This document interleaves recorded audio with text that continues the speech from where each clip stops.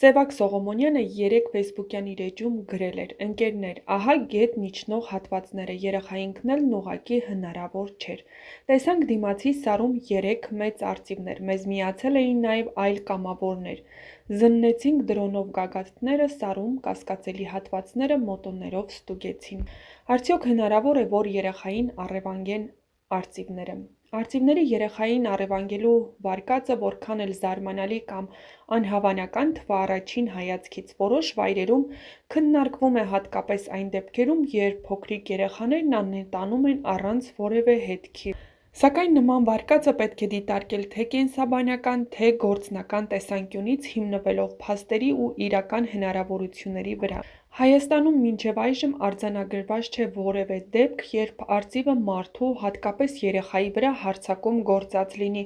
առավել ևս նրան ամբողջությամբ տանելու փորձ, բայց արդյոք սա ամբողջովին անհնարին է, թե շատ քիչ հավանական։ Ինչ գիտենք մենք արծիվների մասին։ Արծիվները, հատկապես լեռնային շրջաներում տարածված տեսակները, օրինակ սպիտակագլուխ կամ ոսկե արծիվը, մեծ թռչուններ են, որոնք կարող են մինչև 6-ից 7 կիլոգրամ քաշ կշռել և ունենալ մինչև 2 մետր թևած ծածկույթ։ Նրանց ճանկերն անսովոր հզոր են կոշտ, սուր ու հարմար կենդանիներին բռնելու և օդ բարձրացնելու համար։ Սովորաբար նրանք որսում են կրծողներ, նապաստակներ, երբեմն գառներ կամ նորածի նոխազներ, սակայն նույնիսկ այս դեպքերում նրանք հիմնականում շարժվում են միայնակ, զգույշ ու կանխատեսելի կերպով։ Մարդու վրա հարձակման դեպքեր գրանցվել են շատ սակավաթիվ անգամներ և հիմնականում ոչ ուղիղ առևանգման նպատակով։ Կդիմեր արդյոք արծիվը երեխայի վրա հարձակման մարմարիկի պայմաններում։ Այո, այն, որ Սևակ Սողոմոնյանի խոսքում նշվում է 3 մեծ արծիվ նկատված գագաթներում, չի բացառում նրանց ներկայությունն այդ տարածքում։ Սակայն նույնիսկ եթե ընդունենք, որ նրանցից մեկը հնարավոր է հարձակում է գործել, առաջ են գալիս մի շարք կարևոր հարցեր։ Կշիռ և կարողություն։ 2 տարեկան երեխան միջինում կշռում է մոտ 10-ից 14 կիլոգրամ։ Դա արծվի համար ոչ միայն շատ մեծ, այլև գործնականում անհնարին կշիռ է, որը չի կարող ամբողջությամբ օդ բարձրացնել ու հեռացնել անվտանգ տարածք։ Բռնման մեխանիզմ։ Արծիվները ճանկերով կարող են բարձրացնել կշռով մոտ 2-ից 4 կիլոգրամ կենդանի,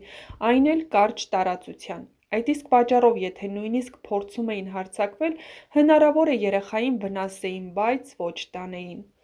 Գյուղի աշխուժությունը։ Մարմարիկում այդ պահին եղել են ձայներ, մարդիկ, մեքենաների շարժ։ Ոչ մի վայրի թռչուն, լինի նույնիսկ արծիվ, նման պայմաններում երեխային առևանգելու փորձ չէր անի։ Բացի այդ, կտեսնեին կամ կլսեին երեխայի ճիչը։ Հիշեցնենք, ըստ հարազատների, Տիգրանը բարձր ձայնով է լաց լինում։ Ինչ են ասում փրկարարները և կամավորները։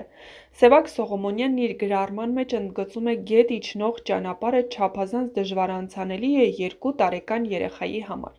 Միաժամանակ նշվում է, որ սարը մանրամասն զննվել է դրոններով, մոտոցիկլներով, մարդկանց միջոցով։ Այսինքն, եթե արծիվն իսկապես փորձեր երեխային տանել կամ գցեր որևէ հատվածում, գոնե հագուստի կամ մարմնի հետք կգտնվեր։ Բացի այդ, առաջին օրից ստուգվել են ոչ միայն տան շրջակայքը, այլև աղբամաները, դրսի զուգարանները, բակերը, հարակից տարածքները։ Եթե արծիվը նրան գցած լիներ մոտակա ժայռերին կամ թփերին, այդ կետերը կբացահայտվեին որոնողական աշխատանքների ընթացքում։ Ինչ կարելի է եզրակացնել այս ամենից։ Արծվի վարկածը որպես քննարկվող տարբերակ ներկայացվում է հուսահատության պայմաններում, երբ այլ հնարավոր բացատրություն դեռ չի գտնվել, բայց հիմնվելով փաստերի վրա, այն շատ թույլ և գործնականում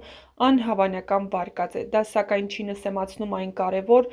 փաստը, որ երեխան դեռ չի գտնվել։ Ուրեմն բոլոր ուղղություններով աշխատանքը պետք է շարունակվի, այդ թվում նաև առևանգման կամ մարդկային միջամտության հնարավոր տարբերակով։ Ինչ պետք է անել հիմա։ Շարունակել աղոթել ու հավատալ հրաշքին, հրապարակել հավաստի ու ճշգրիտ ինֆորմացիա, խուսափել մարդկանց շեղող սխալ վարկածներ տարածելուց և ամենակարևորը՝ աջակցել ընտանիքին հույժ դժվար պահերին։ Լինենք Տիգրանի ընտանիքի կողքին։ 7 օր առանց Տիգրանի, բայց ոչ առանց հույսի։ Արդեն 7 օր է, ինչ ամբողջ Մարմարիկը, ողջ մարզն ու իրականում ամբողջ Հայաստանը սպասում է հրաշքի։ Մեր Տիգրանը ընդամենը 2 տարեկան անհետացավ իր տան բակից։ Լուրեր տարածվեցին, որ գուցե ընկել է գետը, բայց որոնումները դեռևս արդյունք չեն տվել։ Մեքենաները, դրոնները, մոտոցիկլները, փրկարարները, ջրասուզորդները, գյուղացիները բոլորը ներգրաված են, բայց դեռ ոչ մի հստակություն։ Բոլորս գիտենք, սա սոսկ դեպք չէ, սա երեխա է, փոքրիկ Տիգրանն է, ում ծննդյան օրը մայիսի 9-ին էր։ Բայց Տիգրանը ցավոք դեռ չկա։ Ծնողները չգիտեն ուր գնան, որտեղ նայեն, ում աղաչեն։ Գյուղը շունչը պահած սպասում է։ Հեռավոր լռության մեջ մի աղոթք է բարձրանում, Տիգրանը գտնվի ողջ անվնաս։ Տարբեր վարկածներ են շրջանառվում։ Մարդիկ փնտրում են անգամ այն տեղերում, որտեղ մարդ ոտք չի դրել։ Խոսվում է գետի մասին, բայց նույնիսկ տեղում գտնվող կամավորները, փորձառու փրկարարները տարակուսում են, արդյոք այդ տարբերակը հավանական է։ Իսկ վերջին օրերին նույնիսկ կենդանու կամ արծվի հարձակման մասին են խոսում։ Ոչինչ բացառել չենք կարող, բայց պետք է լինել չափազանց զգույշ ու ուշադիր, չվնասելու ծնողների հոգեվիճակին։ Եվ այսօր ամեն ինչից առավել մենք պետք է լինենք Տիգրանի ընտանիքի կողքին։ Ոչ ոք այս ցավը միայնակ չպետք է ապրի։ Տեղի համայնքը, սոցցանցերի օգտատերերը, կամավորները բոլորը մի հարց ունեն սրտում։ Տիգրան ջան, որտեղ ես։ Մեր փոքրիկ քաջ տղա, դու դեռ պիտի տուն գաս, դու դեռ պիտի խաղաս, ծիծաղես, ապրես քո մանկությունն ամբողջ ուժով։ Թող Տերը կատարի այս հրաշքը, թող գոնե մի լավ լուր գա։ Եվ մենք բոլորս չդադարենք աղոթելու ու աջակցելու Տիգրանի ընտանիքին։ Ոչ միայն խոսքով, այլ նաև վստահությամբ ու համերաշխությամբ։ Եթե ուզում եք աջակցել, օգնել կամ միանալ որոնումներին, մի պահ անգամ մի կասկածեք։ Տիգրանը բոլորիս երեխան է դարձել։